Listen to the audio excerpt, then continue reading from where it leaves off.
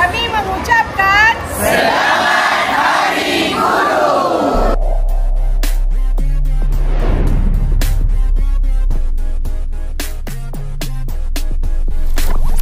Assalamualaikum dan salam sejahtera semua. Saya Husna dan saya Alisha, wartawan cilik anda dari Sekolah Kebangsaan Dato' Dharma Hussein. Hari ini kami berada di satu majlis yang sangat istimewa dan penuh bermakna. Majlis sambutan Hari Guru Peringkat Sekolah 2025.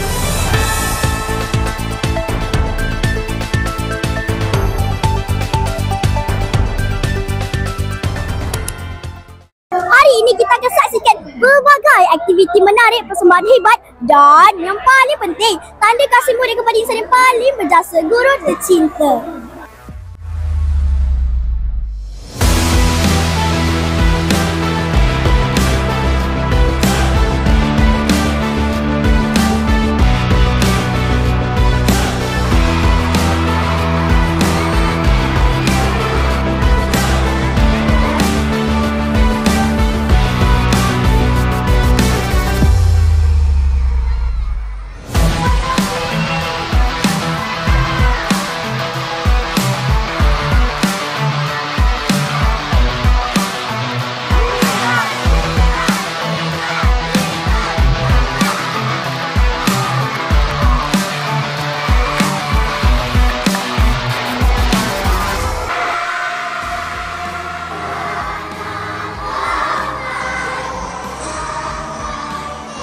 Sekolah Kebangsaan Dato' Dharma Hussein meninggi ajma'in mendatangkan dengan penuh dan menghormati itu timpa terhadap Kita tanya, kat mana nak buang Islam?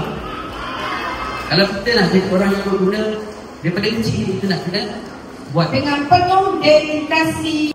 Hari ini menjadi satu tarikh yang dinanti-nantikan dalam kejayaan kita.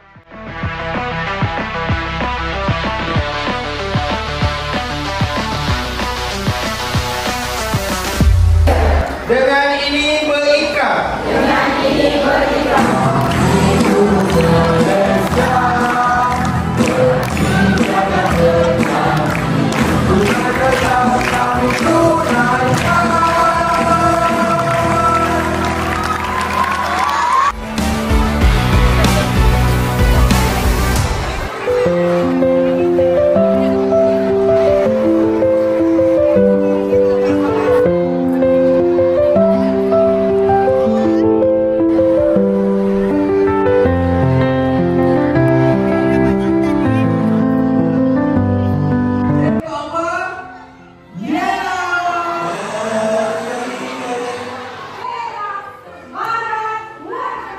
Perhatian kami penuh kasih sayang.